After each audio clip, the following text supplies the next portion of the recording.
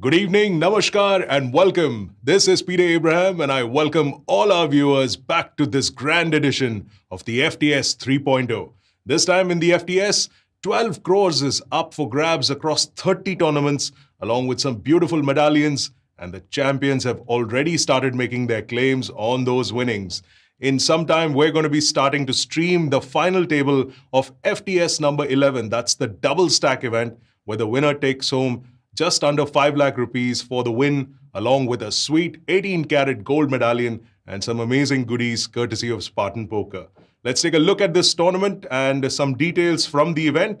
The buy-in for this double stack is 4,400 rupees for a guarantee of 25 lakhs. We managed to cross that guarantee with 635 players testing their skills in this tournament, and the final 8 players are ready to battle it out over this 25 lakh prize pool that is going to be shared.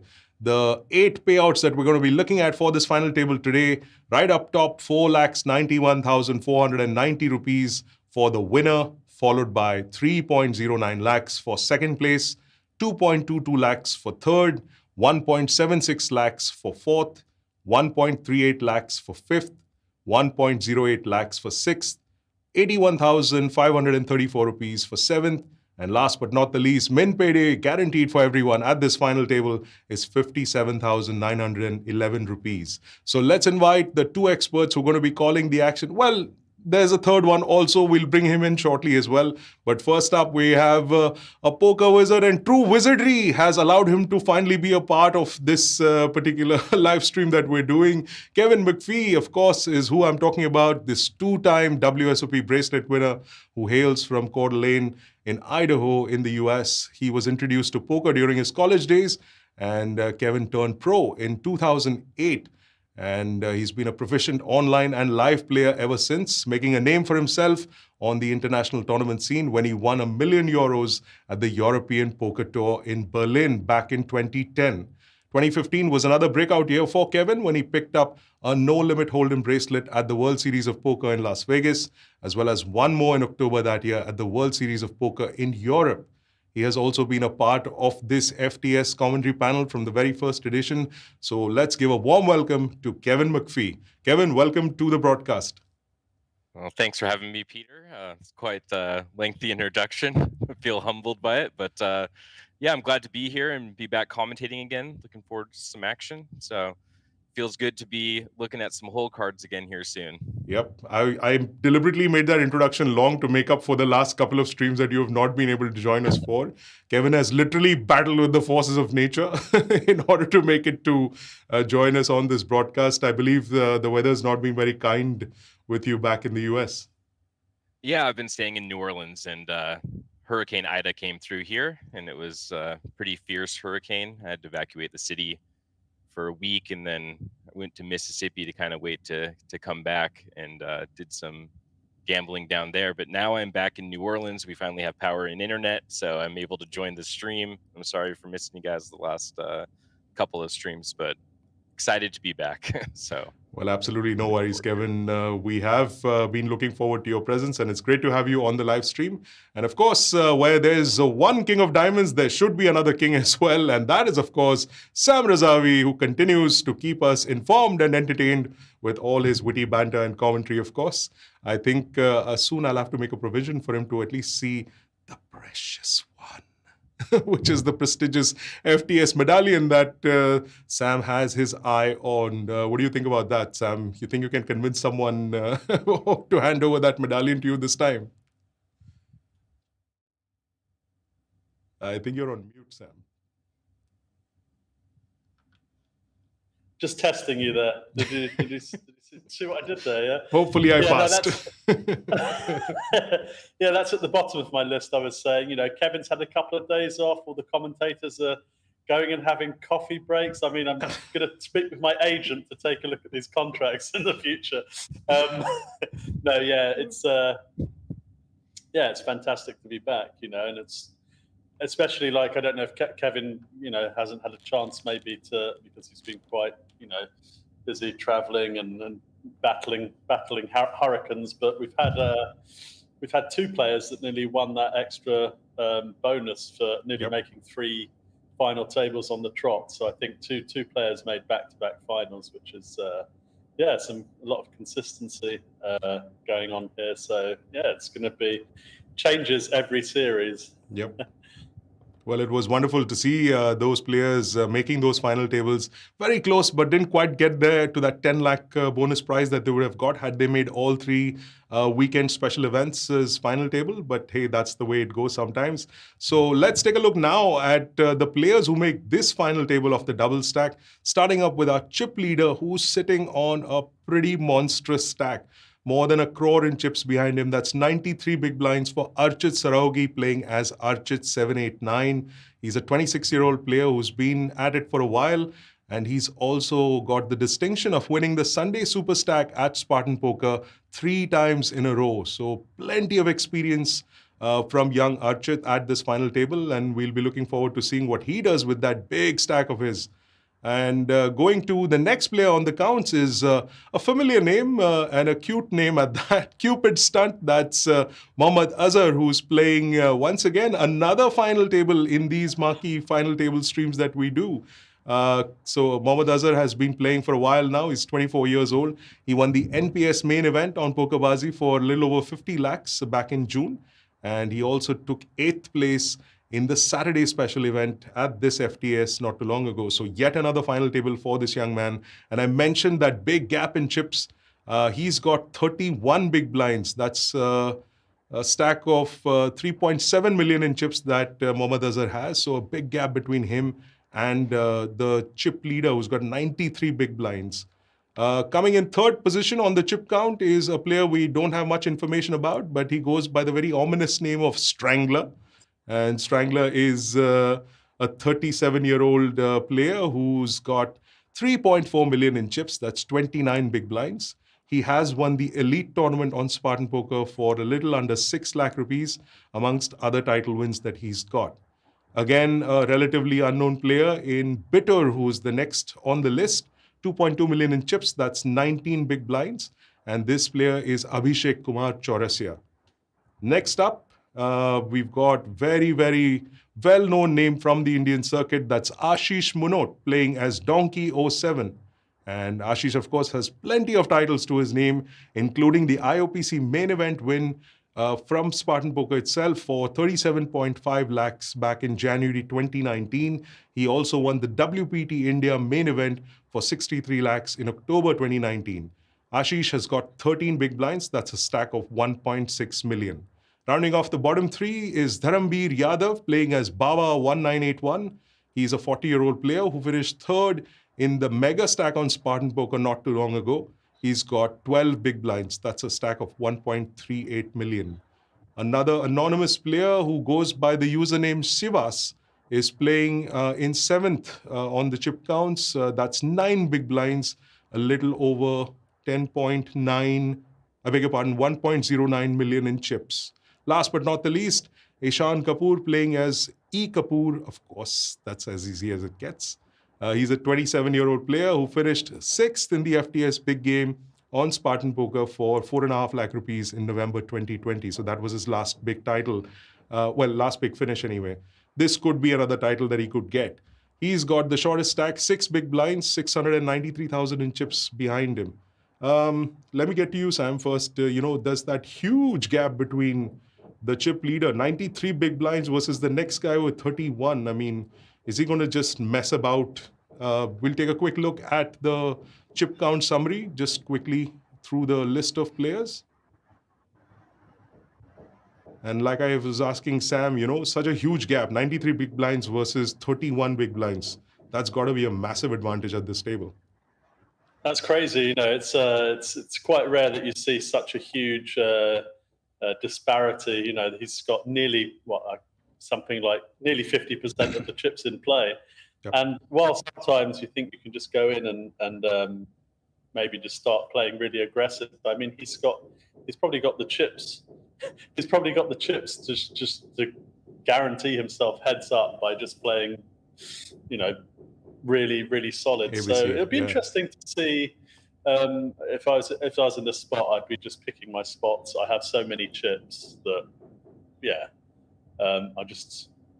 I only need to accumulate a few more, and I'll go in minimum heads up with an even pairing against my opponent. So it'll be interesting to see how it plays out. But that's a monster chip lead. Absolutely. And Kevin, would you also pretty much, if you were in the same position, would you kind of float your way into heads up and then, take it from there, like Sam suggested? I mean, yeah, I mean, when you have so many chips and there's so many short stacks, I mean, we have a 6 big blind, 9 big blind, and 12 big blind stack at the table. I don't really think that you necessarily want to be like attacking them really strong, unless they're super tight. But more you want to like focus on kind of just, making some tight folds here and there so they can get in some confrontations, and then you can just kind of print money, sitting back and folding. But really, what he should be looking to do is pressure the middling stacks, because if they open up at all, because of the incredible ICM pressures, they're going to have a hard time putting up any resistance that he gives them. So I think attacking the middling stacks, you want to be raising their big blinds, and maybe you're looking for some leverage spots to 3-bet them, just because the ICM considerations here are so fierce. But I would imagine this is going to go pretty quickly with such short stacks. So the table dynamics will always change, but you just always want to be aware as the big stack that you can pressure the middle stacks quite a bit, because they just really need to make sure that they make those ladders. Right. Well, these players are certainly not short on experience whatsoever. We've got plenty of titles won amongst all these players at the final table. But you can be a winner too. That's right. Our viewers who have tuned in religiously every single evening of this FTS series, you can answer this contest question that we're going to throw at you in a bit. And you could win a ticket to participating in this FTS series. So here is that contest question. Can you name the 4 days that start with the letter T? Who comes up with these things? Anyway, can you name the 4 days that starts with the letter T? We've clearly deviated a lot from poker in these contest questions, but hey, it keeps things interesting for us. So can you name the 4 days that start with the letter T? That's the contest question. And it's not as easy as it sounds, apparently, so you need to think a little bit about this one. But if you think you've got it, then send in your answer as a comment on this stream with your Spartan Poker ID. And if you are one of the lucky winners, lucky 3 winners, in fact, to get a ticket into the Feast Day 1F, that'll be played on 14th September at 4 p.m. Remember, the Feast is a 1 crore guaranteed tournament. It's got a ticket of 2,200. There are daily satellites happening at 4 p.m. If you are one of the contest question winners, you will get an entry into Day 1F. So make sure you get your answers into the comment section. And as long as you have the right answers and you're one of the guys we pick, or girls that we pick, we could see you at one of these final tables very, very soon. So I think we're just about ready to get the action into place. Let's check with production if we're good to go. And here we go. Cards are in the air.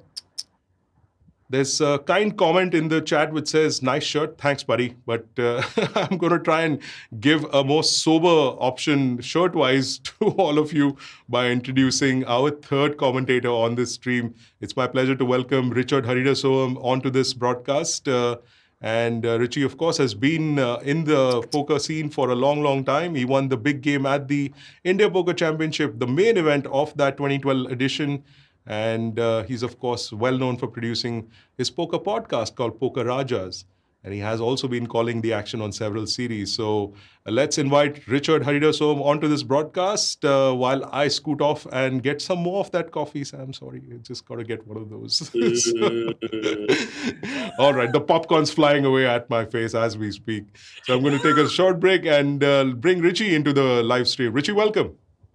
Thank you so much, Peter. Thank you. Very nice to be on this stream. I think we already have an all-in Donkey 07 shoving the jacks there.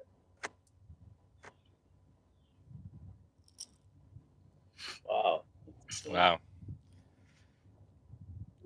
Ace Jack suited with the call, and the Jacks doubles up. So very nice for Donkey there. That's it's going to be good enough to put him in 3rd position now, or 2nd position, right? Kind of a tough spot there with the Ace Jack suited. I mean, it's pretty strong hand to fold. I certainly can't blame him for calling. But he has to be, I think, shoving pretty tight there with some of the other short stacks. So very close spot, and certainly can't blame him for calling with ace-jack suited there.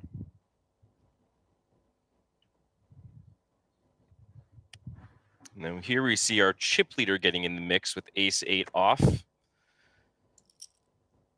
Be a defend from the deuces, and you know, it's so tough to realize your equity in these spots. It's, you know, it's gonna flick it in for the one big blind to try to flop a set, but it just feels like you're always going to be check folding unless you do, and that's exactly what happens. The ace high just with the small continuation bet and takes it down. Rich get richer. Yeah, this is such a massive chip lead. I mean, it hasn't been very common. We've seen something like this where somebody just comes in with almost half the chips in play. Yeah, I was mentioning earlier. It's just, you know, you see some big chip leaders, but this is just runaway. You know, it's just crazy. It's at these points that I wish I'd seen, like, what. Oh, wow! Donkey just getting after it, shoving, covering everybody. 20 big blinds with the ace-4 suited. Just forcing them to find a hand to call with. Pretty ambitious play, but it's going to take it down. That's a pretty aggressive move there. That's really aggressive. I think I'd prefer just to raise there. I mean, you have a lot of pressure to put on everybody with that stack size, but you know, suited ace wheel, nice to mix it up sometimes. Not only be shoving pairs and stuff. So you got the ace blocker, makes it hard for them to call. But yeah, very aggressive move. I'm going to be looking at this storyline with Donkey on in position on the chip leader and playing that kind of style. Looks like they're mixing up here too with the ace-9 under the gun. Yeah, so definitely getting after it. Some fearless play.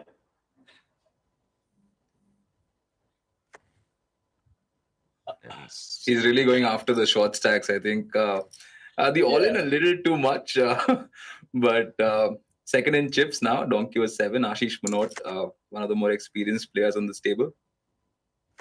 Do you think he's maybe sort of playing on the fact that, you know, we were saying Archit's, you know, got so many chips that he's almost assuming the role of second in command and putting pressure on all the stacks, which is, you know, what Kevin was talking about, what Archit should be doing himself. I mean,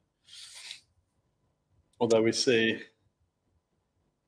yeah, Civis shoving with the 7s there and getting called by Donkey with the 4s and gets the double up. I mean, pretty short stack. Can't blame Donkey for calling there. But you know, the ace-4 suited hand's pretty interesting because if you look at the effective stacks behind, I mean, it's 120 big blind and the next or 160 big blind, and the next stack is, or the biggest stack is like 32, so 20 big blinds, and most of the other stacks were like sub 15 big blinds. So it's kind of just taking the gamble that like that specific stack doesn't wake up with a hand, and then just playing like, oh, this is plus EV against the rest of the stacks. Certainly being pretty aware of the stack sizes behind him and what the effective stuff is. And yeah, we're gonna see a similar play here. And he's going to get called by the 9s this time. So running into it. But you know, the thing about the suited ace is like you always have 3 outs. You have, you know, a lot of equity, and it just makes it tough for people to call. They have to wake up with a hand, and we do see waking up with a hand here. And there's those 3 outs coming. So the tour will be our, what is that, 8th place finisher? 9th place finisher? 8th place. 8th place. So good run by Kapoor. Certainly disappointing.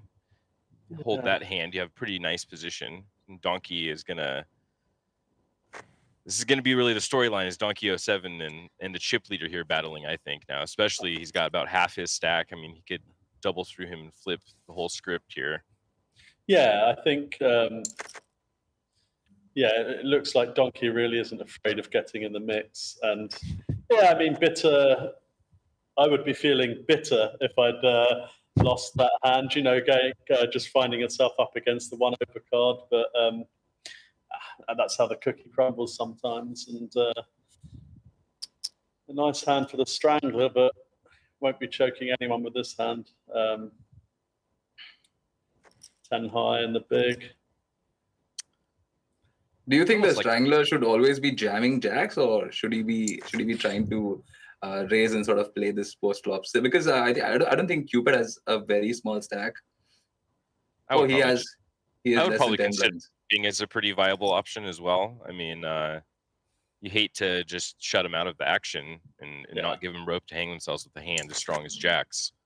But you know, you want to win the chips. You want to keep accumulating. You don't want something weird to happen post flop when you limp. So some people are just uncomfortable with jacks, but I think it's a pretty reasonable trap hand in that spot. I think you're right.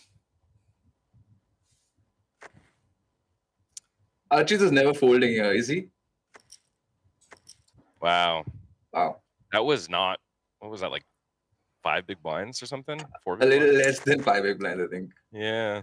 Yeah, it's really on the tight side. Ace King for Donkey, the most aggressive player since the table started.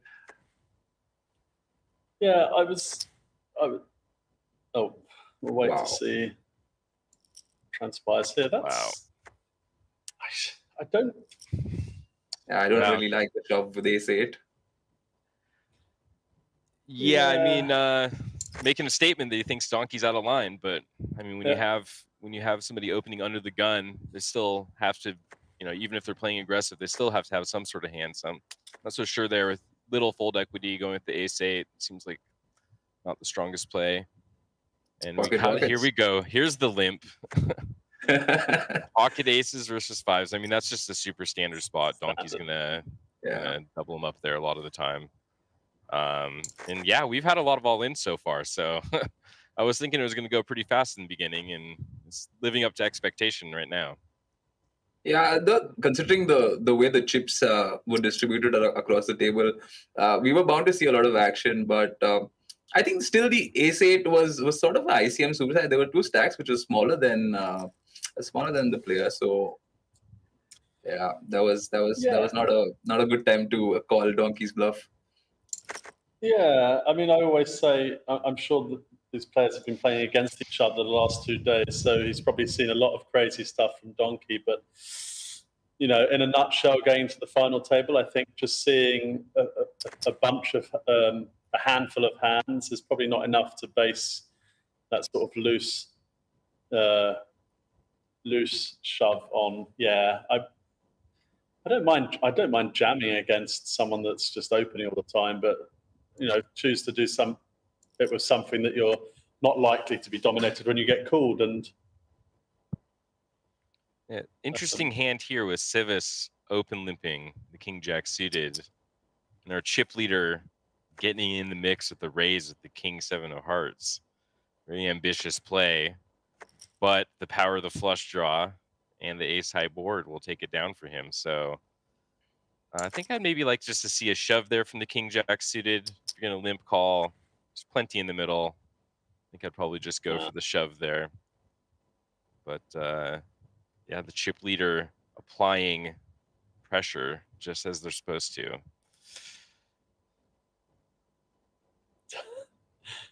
I just don't know whether this tanking is Donkey thinking, oh, please, I have to play, but just let this one go. Also, the 7th place finisher, Cupid Stunt, this was not his first final table in the series. He's been super consistent, and he's been making a lot of deep runs in the tournament. So yeah, I think what you're saying probably is right. He had some sort of dynamic or some sort of information, which was probably something we don't know about, and which is why he made that play. Yeah, I always get a little suspicious though when a guy's like all in. Okay, now I just raise. You know, it's like yeah, you were shoving with bad hands before, and now you have the nuts. You know, I get a little suspicious about that.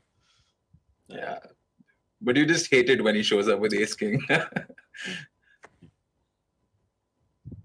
Exactly, and there you go. Another standard, and oh wow, 4 high flush. The rich get richer.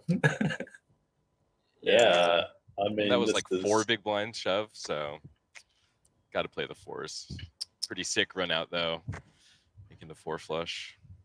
I can't Another see. standard call. I think he has to call here. Wow. Wow. I mean, I don't think it's an auto call, but I definitely like wouldn't expect Donkey to have folded that hand. Suited ace. I mean, Just goes to show that it's much easier to shove a hand than call a shove. I mean, that's a perfect Exactly. example right there. He had the exact hand before and That's ended true. up shoving it. And then this time elects to make the fold when he's I mean, I think that's a pretty shallow stack. I think you probably just need to call there. You're blocking Yeah. other ace highs. There's a lot of Broadway hands that want to shove. So that is an example of gap theory from the old Skolansky books. I don't know if anybody knows those, but gap theory at its finest. Also, do you think is there some sort of thought behind Donkey sort of taking his foot off the pedal, waiting for an opportunity since he's second in chips, a lot of short stacks around, maybe be a little more careful about taking his spots since he's already accumulated enough chips to probably get to top 3 or even heads up. Yeah, I mean, he went in guns blazing straight off the bat, so it seems like that wasn't really the thought process to begin with. But now things have developed. Maybe, I guess your gears change depending on what transpires at the table. And now, yeah, he's in a strong position. I mean, I don't know what you think, Kevin, but yeah, he definitely came out of the starting gates.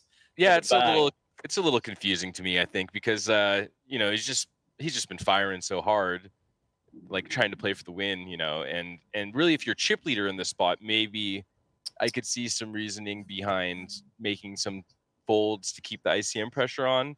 This hasn't really been a min raise and take it down kind of game so far. It's been an all in sort of thing, as we see again here as Civis shoving the 3s, flopping a set. Oh my lord. And yeah, set holds. So wow. Ekapoor are out in 5th place. Uh-oh. Yeah, I have a feeling this is something's happening here. Of all the players that might just pile this in, Donkey's the one. Oh, wow. Disciplined fold. Disciplined fold. I like that. Yeah. That's About an 27 fold. big blinds is probably a bit too much, and you just don't ever want to get called there because then you're kind of committing an ICM suicide. Having said that, we know what's happening here. There you go. The power of the ace. But the 3 out has been popular this evening.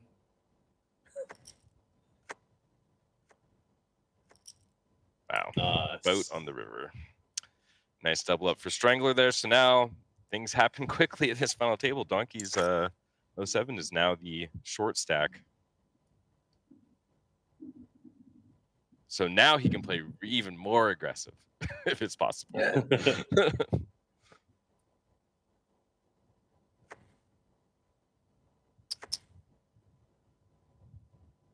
Donkey's really taken all the spots, and I think it comes back to the fact that he's looking at chip stacks. He's attacking the stacks which are shorter, or at least shorter than him.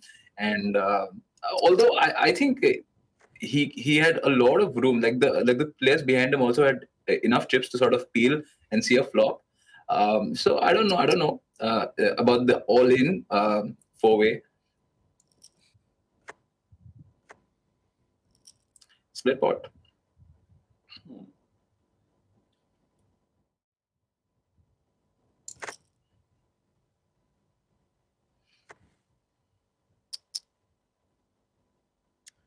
Yeah, now this is really the time where Archit 789 can just kind of min raise and apply a lot of pressure that way. Wow, and he's just going for it with the ace 4. 13 big blinds, and Jack 10 finds the call. Ace high holds. Look at all those outs he dodged. Wow. I mean, it was a lot of outs. Ace 9, Jack 10, running diamonds. Yeah, I'm always a bit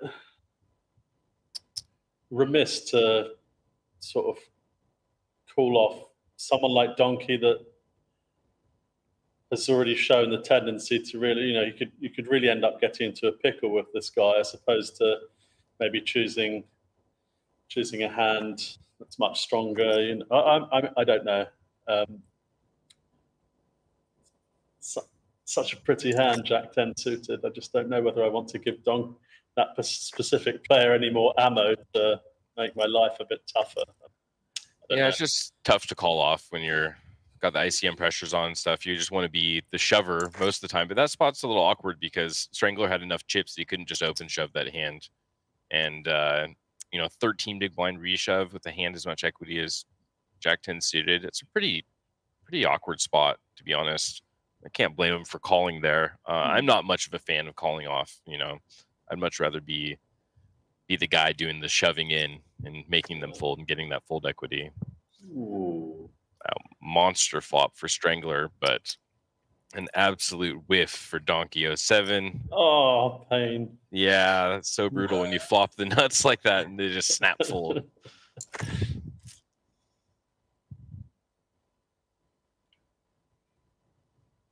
Well, this should be pretty interesting seeing how these players choose to change gears shorthanded. I mean, the blinds come around a lot faster, the pace speeds up, and your hand selection needs to widen a bit as well. And here we kind of see an example of that with a bunch of garbage hands out.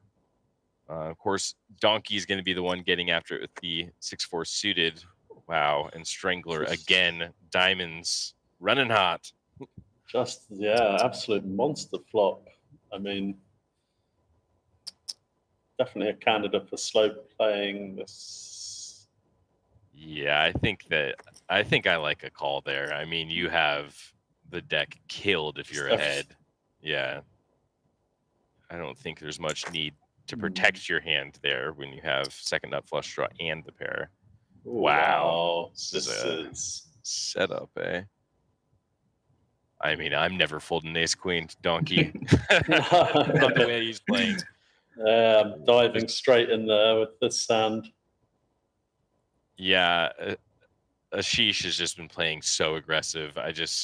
15 big blinds and ace queen. I mean, he's going to show up with so many worse hands here. Of course, this time he has the premium hand, but against his perceived range, wow. Yeah, that's a really good fold. Result-wise, really good fold. I mean, yeah. I think he definitely could have a lot of things you crush there, but yeah, wow, big fold from Civis there. And Civis has really, played very methodically from the start. Although it's just been 15 minutes and we're down to 4 players, but he's really picked his spots, and he understands, that Donkey's going after it. There's a good chance that Archit and Strangler might get into it with Donkey, and he just wants to be a little cautious and sort of look at laddering up. Yeah, I think that's pretty much the reasoning behind that. A good candidate for the reshove here with the ace-6 suited. I mean, once you get below 14 big blinds, you don't really have too much fold equity on your reshoves. So I would have liked to see Civis at least take a little time there to think about that spot. I mean, King 10 opening up and taking it down. He did lay down the ace-6 of hearts, but I don't know. I would definitely think about that. Once you duck below that stack size, it's the blinds start going through you. You don't really get fold equity on your reshoves anymore. So I think I probably would have taken that spot with the ace-6 of hearts. Yeah, for sure.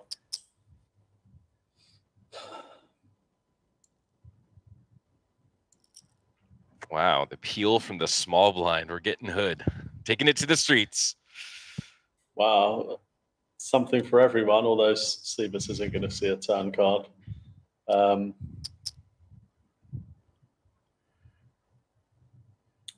And with Donkey's stubborn. Sorry, I was saying with the way Donkey has been playing, I was expecting Strangler to sort of maybe call one street and see a turn card, because Donkey's really going after it. He's been playing most of the hands. Of course, we know that he has this flop smashed. Yeah. Wow, look, Donkey's Wow. setting the trap beautifully, checking on such a flop, you know, so draw heavy, and, you know, he's actually checked behind to induce, and Shivas hasn't even, you know. Yeah, and Sivas has a prime candidate to bluff with. I mean, if you're going to Yeah. call with that hand out of position and then have your opponent give up, I'd like to see a bet there. I mean, obviously we would known it would have been torching money, but very interesting check back there from Ashish. I mean, what do you think about that, Sam? I mean, I think I would probably just keep betting on that kind of texture, but pretty sneaky play. I mean, you have to keep betting, not only for value but to protect your hand. Obviously, I mean, you know, when you check behind, it's obviously a trap. But then what do you do when all the straight and flush cards complete on the end? I mean, I don't know. Wow, and now we're seeing some of the real big stack play here. Going after the second and chips, the king 6 off. Big 3-bet from the small blind, almost 4x. I mean, and ace queen folds. Wow. I don't know. I just four-handed. I can't see myself laying down the ace queen. I mean, I definitely would never be flatting there, but. Well, it seems like Archit's kind of been playing, you know, pretty straightforward and snug. I mean, not getting out of line too much here, and maybe Strangler just picking up on that, but really creative gear change there from from Archit 7, 8, 9. I mean, king 6 off is a very ambitious hand to be including in your range there.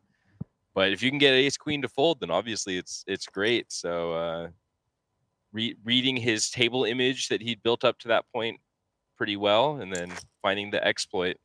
Yeah, I think now it's probably time to, you know, take the impetus and moving forward. While you've got Sivas there with his, you know, what, 7, 8 big blind stack to really press forward with that same game plan and apply pressure to Strangler and Donkey.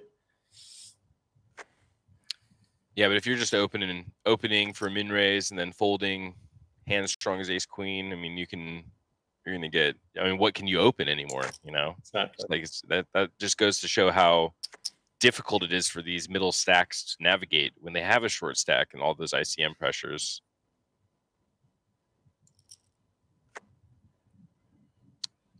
Donkey just calling with the 9s. You see the down bet. It's going to be, I think, pretty hard for him to continue. Probably call 1. Wow, what a turn card. Strangler hitting the 4 and then just snap checking back too.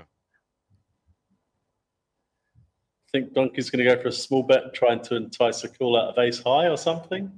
I could see like a 20% pot here, or just a check's fine.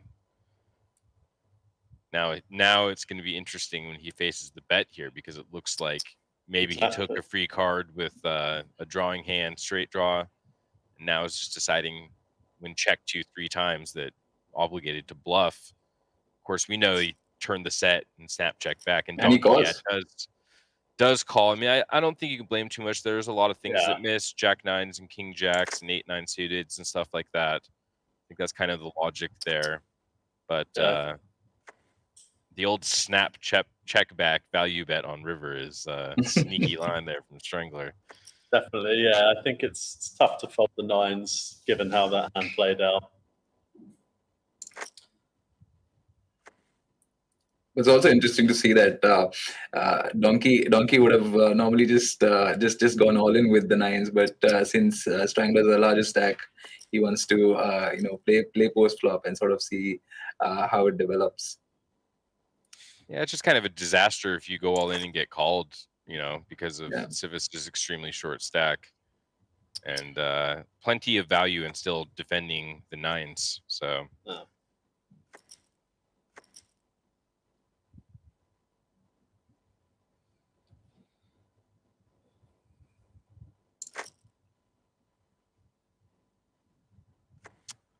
And this should be good enough for the all-in from our short stack.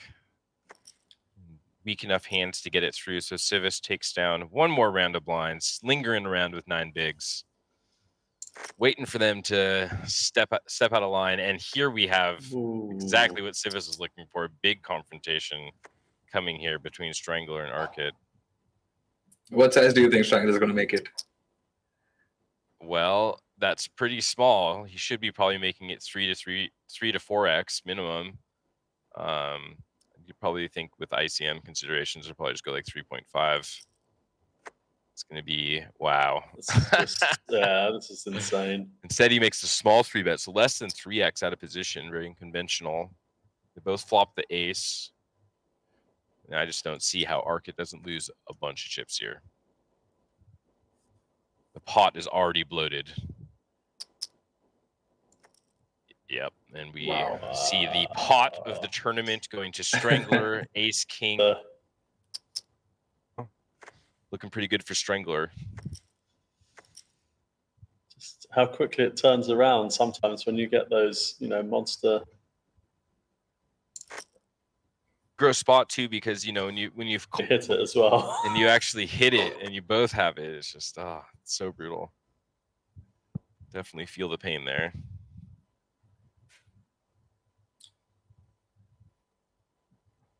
Interesting spot here with the king high and the diamond draw. Probably good enough. And they both make 3 diamonds though. Yeah, kind of a these little spots, a little nuance. Draw on the turn. Do you lead? You'll be taking a fair amount of stabs there, which well played there from it.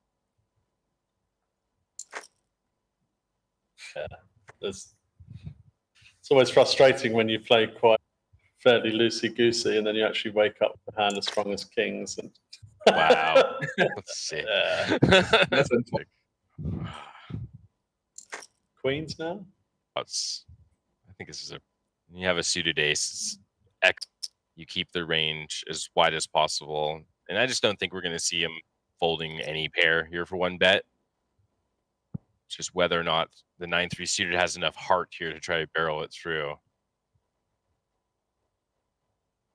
It's just hard to think that that Strangler has too much. When he's ace of spades on the river is an amazing bluffing card that hits you, because it's just so hard for Strangler to have a hand that he can call with. I mean, the hand was limped pre Strangler has an ace given that pre-flop action. So exactly. But I think that's a pretty good card to chip. Wow. Okay, so Donkey with the ace-9, Archit, 4th place finisher, our chip leader. It's just taking off. Did we just lose 2 players in 2 hands? Yeah, this is. I mean, it's not much you can do with that ace queen, ace king set turn without really even any. What went down? I mean, there was up. Yep, you've definitely got access to the doom switch. Well, that seems to be it. Richie, on this table for a while now. I mean, there's some interesting hands that you've already seen. We saw some really brave play from Zap, so he did something right. And absolutely, almost back-to-back hands going all in, and just built a stack up from there.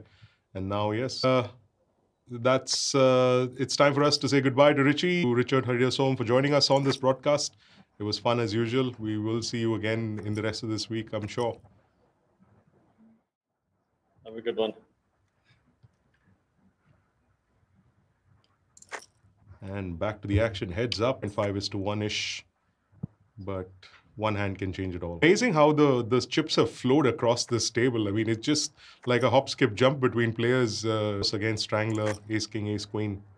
I think, Kevin, from there to to where we are right now, it's pretty intense action happening. Yeah, I mean, come on, guys. Lynn and trying to analyze it. The next hand, you're all in before we're even done. This is, this is really a fast pace, and man, that eight, and now we have some stack depth here. Donkey's just been playing hyper aggressive. Strangler a little unconventional with some out of position re-raises and some bigger pre-flop sizing. So it's nice to see. It could be a lot of fun to watch. I think, yeah, I mean, that's why we've come to this play, and go either way when you take that approach. And for a second and see what transpires here, because Position min re-raise with a hand that would normally be a defend, just trying to slow down, sink just to try to slow him down, you know. oh, And this boy. is gonna Wow. be it right here. Wow. and now Strangler's actually checked. That Maybe is, it's gone. he's not going to be happy once he sees that happening. Here, and a very strange hand from the. Wow. Did Donkey leave some on the table there? I think he did. That wasn't a check raise all in, was it? And if he has ace high flush, heads up. You know, 3-bet shove the river, which are just going to pay you and just side call. I think he left some on the table there. Boy, Cooler, you know. Yeah, exactly. when he didn't have a stack donkey. Yeah. Yeah. We're definitely going to see some chips in the middle here with the ace. And we saw before some of the ace X's card here. Wow. The tenfold. Make sure you get your answers in there. Just going to have to wait one more hand. Yeah. And as I say it, ace jack versus sixes. The number of titles that he's won between Archit and Strangler. I'm just picturing both players. 1981 in 6th for 1,08,000. Eshan Kapoor playing as Ekapoor, finishing in 5th place. 1.3 playing as Archit 789, that monster chip leader off. And then there was that hand that we just saw, which led to a big stack loss for him. 1.76 lakhs for his 4th place finish. And we had Shivas playing in 2 lakhs. And the heads up that we just saw concluded. Strangler finishing in runner-up position for 3.09 lakhs. And our winner finishing as the title winner of this double stack, 4.91 lakhs. That 18-karat gold medal from Spartan Poker to boot as well. If there was ever a definition for edge of the seat action, this was it. I mean, we barely have on this final table. Yeah, I mean, sorry, go ahead. I was just gonna say it felt like dopamine overload. It was like like playing slot machines down in Biloxi in every hand, and yeah, it's the day because I'm just starting my day today section, and boy, it was fast and furious. Final table, 45 minutes, little shortest tables that we've done some. Let me ask you, Sam. But anything like out of the ordinary in terms of a mistake that you felt any of the players did? I think just as a general rule, as Kevin was saying, I think the decision that these players are just taking the time to really think. The ace king, ace queen, particularly in question on the turn or blah blah blah. But there's many factors to take into consideration, not least of which there's no way in hell the Strangler is just piling on to analyze. I'm sure the minimum conclusion that Ashish would have come to is that he's up against minimum the same hand,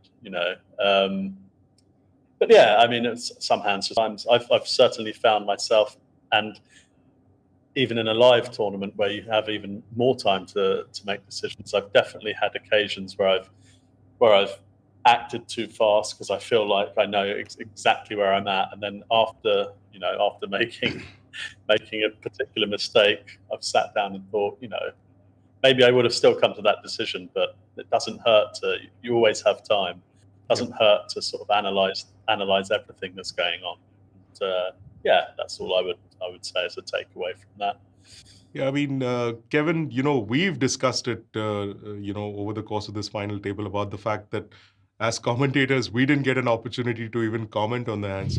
I mean, from the player's perspective too, it must be such a rush to sort of get these hands one after the other and just, and these are not small hands by any means. So do you think that it's easy to take a beat and then, decide that, or it's just that you're now in the zone and just keep going at it one after the other and maybe end up paying the price?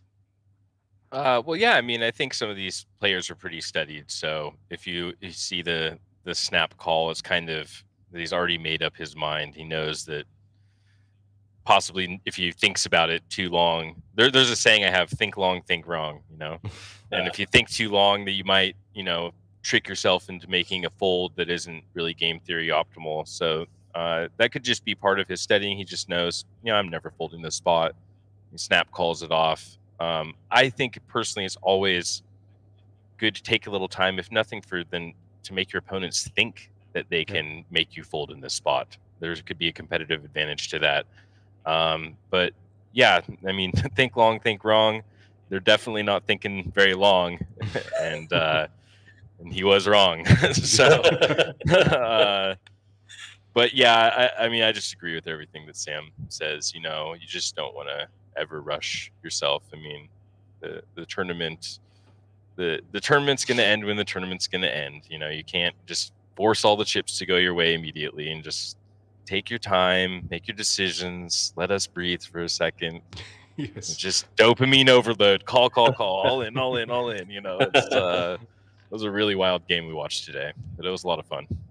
Well, there you go, folks. The final table series bringing yet another action-packed and truly an action-packed, a blazingly fast action-packed table from the double stack event. We had a lot of fun. Even though it was a short broadcast, it was a lot of fun bringing you all the action. Just a quick reminder of our contest winners. The names have been announced. We've got Pooja Z playing as, who's got the ID Tinkerbell. K. Shahjahan with the ID Shahjahan Kalai, and Sohan Tomar playing as Best 1818. These are the winners of those 3 tickets for the tournament, the day 1F of the Feast tournament. Make sure you get to be a part of the FTS series by playing in the Feast. That's a 1 crore guaranteed tournament with a buy-in of just 2,200. And of course, you can also take part in our contests where you could win a ticket into any of these tournaments as well. And that note, I'd like to say thank you very much to our commentators, Kevin McPhee, Sam Razavi, and of course, Richie Haridasoam, who joined us for this broadcast. And we'll bring you hopefully another action-packed, but maybe not this fast a final table very, very soon. So till tomorrow evening, it's goodbye from all of us.